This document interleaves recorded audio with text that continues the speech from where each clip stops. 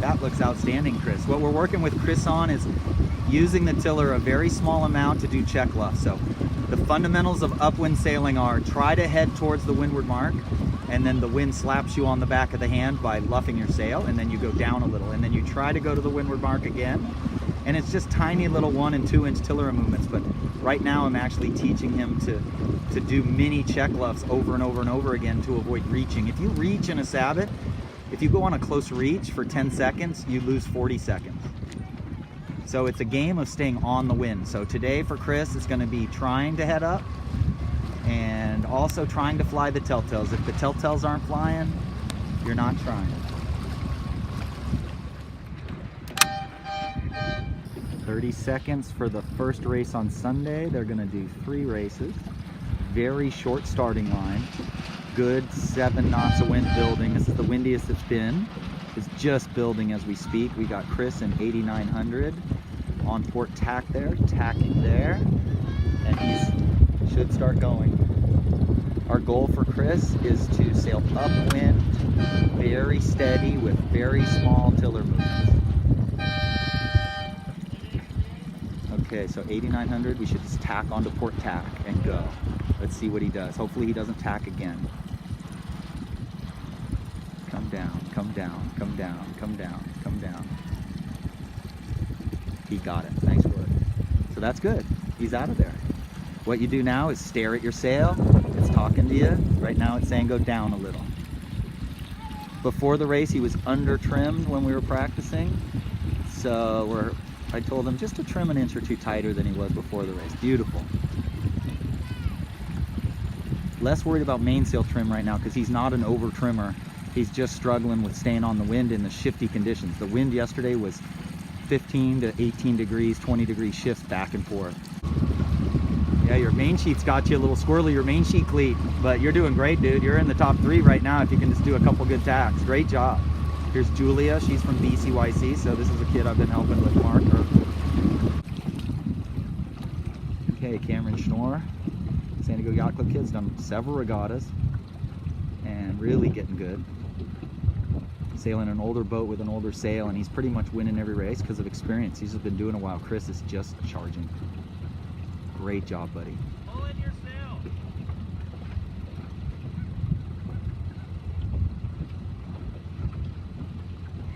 Great job, buddy.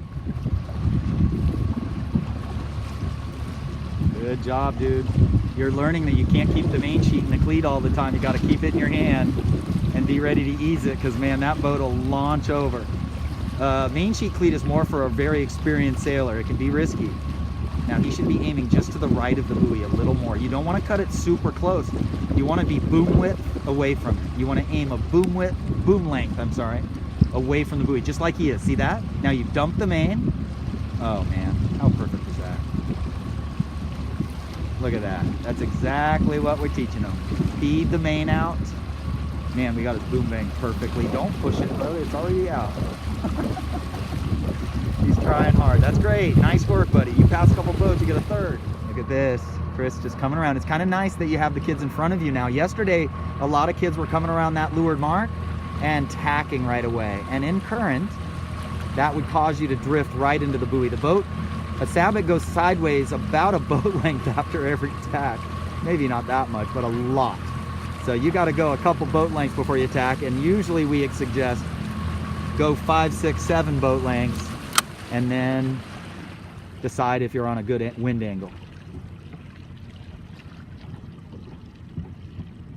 Great job, buddy. You are just, you gained a ton here. Now, here's the scary moment. You've gained so much that we don't want to tack. We just want to go behind him. Oh, he crossed.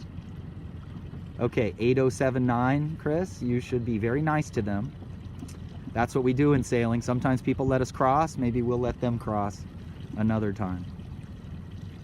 You're right in this race, dude. You might be second if you nail this next tack. And see all those guys, there's the winner right there, and you're looking really big to me. I mean, you're looking like you are going to fill. Telltales aren't flying. Telltales aren't flying. Gotta head up. The good news is you're not pinching. The bad news is you're off the wind. You're winning now.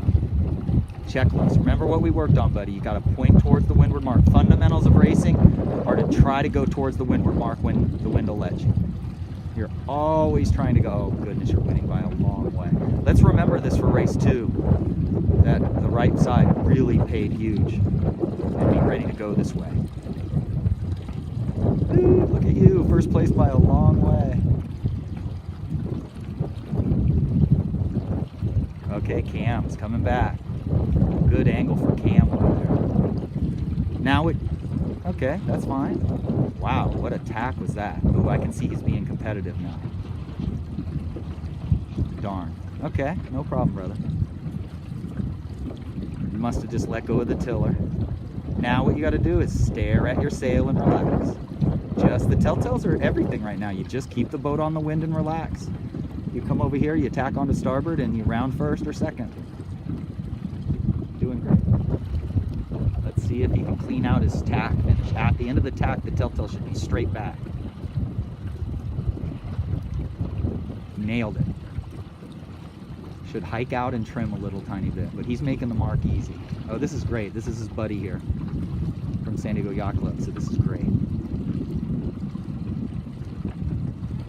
He wanted to play this morning and not listen to his coach. But he listened. Okay, that's an example of not enough boom bang and not picking on him, but this is what we're working on. It's easy to see from where I am. It doesn't look too bad right now. But as he gets puffs, let's see how it twists off at the top. Yep, see that?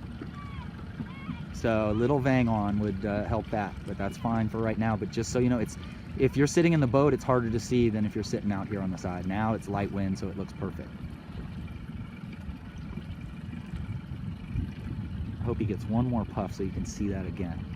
It looks perfect right now. Obviously we could like ease the outhaul in Cunningham, but not at this level, not at C3. It's not changing, is it? That one's twisted a little bit. Yeah, that's pretty close. Needs a little bit of vang on there. Vang downwind is an adjustment that we adjust more than anything downwind other than the tiller. In puffs, we slowly pull on the vang. In light spots, we're pretty quick to ease it.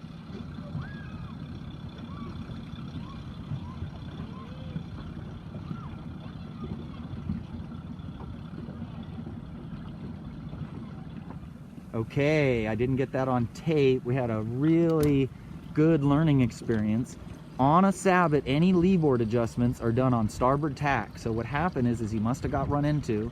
His leeboard got knocked out of place, you know, it got moved.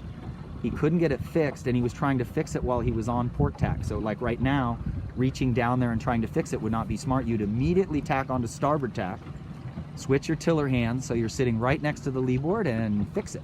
So off to a deep start just because his leeboard was out of whack until well after the start, and we're gonna see how he does. So remember, get on starboard tack for leeboard adjustments.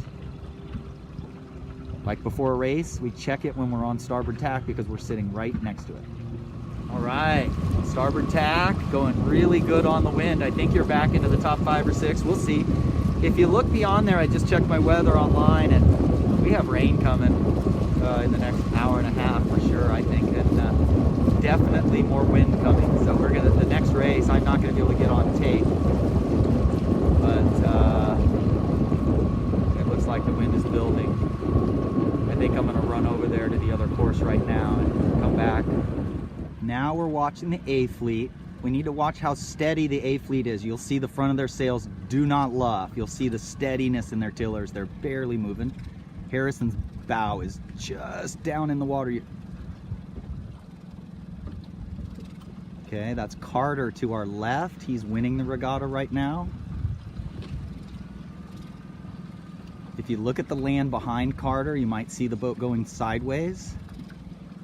Every time he gets flow over the leeboard, he'll stop going sideways, and every time he loses flow over the leeboard, oh, now he's gapping up the other way. Well, I'm drifting a little. Okay, I gotta get out of here. Cut. See how they flatten and they play the main a little bit. They'll ease it depending on how much heel they have at the end of the tack. If they're heeling a lot at the end of the tack, they'll ease it a little bit more, 4 or 5 inches. If they're not heeling much, they won't ease it very much. Like that one, he didn't heel very much, so he didn't play it very much. That was a conservative tack. Carter's gonna head up, slow, slow, slow, fast, flatten.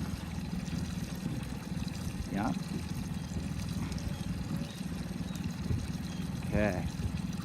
See how their sails don't luff. Look at 10283. They're not looking at the buoy. They're just keeping the boat moving, moving, moving. The more flow you have over your lee board, the higher the boat points. Yeah, he's gonna tack, duck Anton. That was a very smart move. Just go duck Anton. And that was a pretty close to, yeah, that was good. When the current's strong, you don't usually make that move. You would have just crossed Marley and let her go inside you, and you just tack later and make the buoy. You'd lose one boat, but in big current, that move would not have. I think Tommy's doing pretty well. We're headed for Lido. The wind is plenty strong and the current's against us. I would keep going to Lido. Oh, no, she crossed him easy. Okay, we'll see. I thought he was ahead of her. But anyway, there you go, good angle. His head is looking at the sail.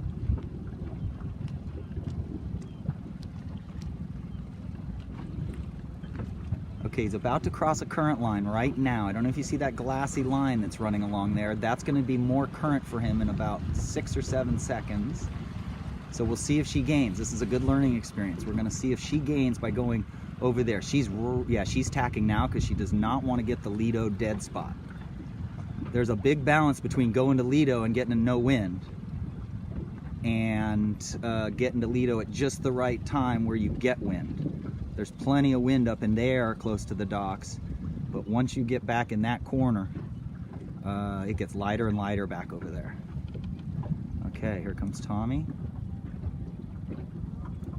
This is a good learning experience. We got Tommy here. Oops. Against the current, if you don't have a reason to tack, you just go just that little bit further. But oh God, that's a huge lift. So you should go down now and accelerate. Anytime we're on a huge lift, we want to be going fast forward. I don't think you lost anything. You cross her or are you gonna duck her? Yeah, good move. So that was an even deal. You gained a little on her actually. Okay, now you should hopefully just slow. Okay, go for the Lido lift.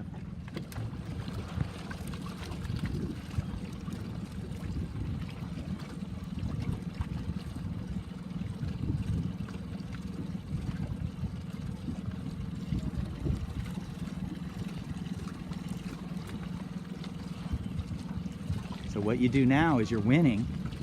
You go over here and you tack. The blue boat's like his best buddy. I would tack, well yeah, I would just go ahead and cross them both and then tack. But if those weren't best buddies, I'd be tacking in front of the blue boat. And beauty, this is fun. Max is in bad air, he's got no choice but to stay there. Tommy, don't come out of your tack super close to the wind. Just came out of that tack just a little too close. Duck him, duck him, duck him, duck him, duck him, duck him. In this current, duck him. Oh, you're sailing so smart.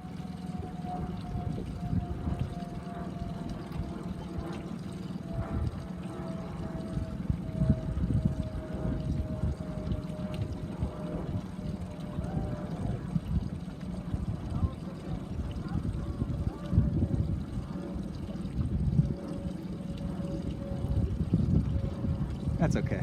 Again, the current's on now, so.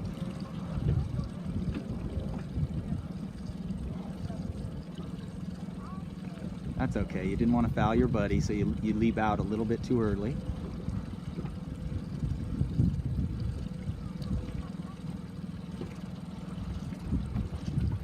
He is a great penalty turn guy. He does a lot of them because he's a fair sailor.